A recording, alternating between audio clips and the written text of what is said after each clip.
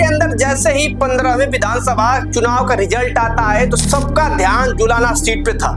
लेकिन जुलाना सीट ऐसी क्या खासियत थी, सबकी नजर उसी सीट पे थी। क्योंकि जो जुलाना की सीट थी वहां पे पूरे देश के अंदर चर्चा का विषय बनी हुई विनेश फोगाट वहां पे खड़ी हुई थी, कांग्रेस की कैंडिडेट थी। दूसरी तरफ योगेश बैरागी जो कि बीजेपी कैंडिडेट थे।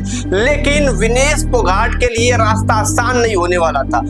जैसे ही स्टार्ट होता है वोटिंग तो 7वें राउंड तक योगेश बैरागी जो कि बीजेपी के थे उन्होंने पूरी तरीके से विनेश को पीछे कर रखा था। 7वें राउंड तक बात मैं करूं तो योगेश बैरागी अप्रॉक्सीमेटली 26,000 समथिंग वोट पा चुके थे। वही दूसरी तरफ विनेश फोगाट 25,000 के लगभग वोट उन्होंने पाया था।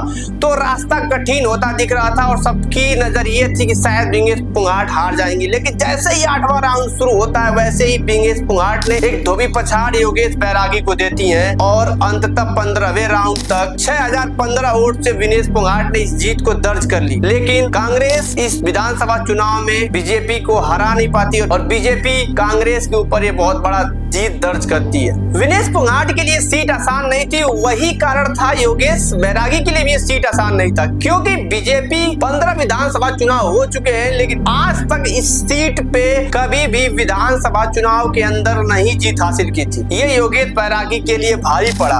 वही विनेश फोगाट के लिए भी आसान नहीं था क्योंकि 2005 में शेर सिंह कांग्रेस के लिए चुने गए थे। कांग्रेस भी इस सीट पे पीछे चलती नजर आ रही थी। लेकिन विनेश ने इस चक्रव्यूह को तोड़ दिया है, 6,015 वोट से इस चुनाव को जीत लिया है।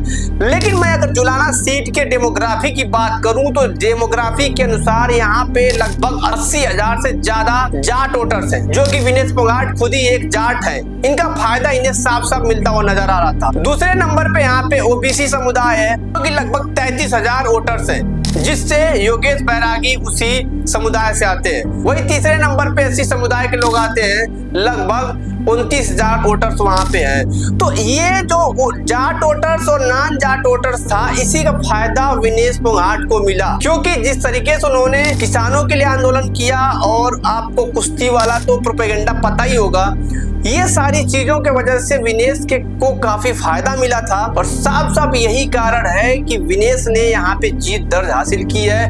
विनेश का जीतना कांग्रेस के लिए थोड़ा बहुत तो सुकून है, लेकिन आगे बहुत सारे ऐसे मुद्दे क्रिएट होने वाले हैं जिसपे विनेश का फेस आपको इस देश के अंदर मिलता हुआ नजर आने वाला है। क्योंकि विनेश पूरी तरीके से राजनीति में आ चुकी हैं और इनका एक बहुत बड़ा चेहरा है, खासतौर पे किसानों के लिए और महिलाओं के लिए, जिसका फायदा कांग्रेस को होने वाला है। मिलते हैं नेक्स्ट वीडियो में, तब तक के लिए जय हिंद, जय भारत।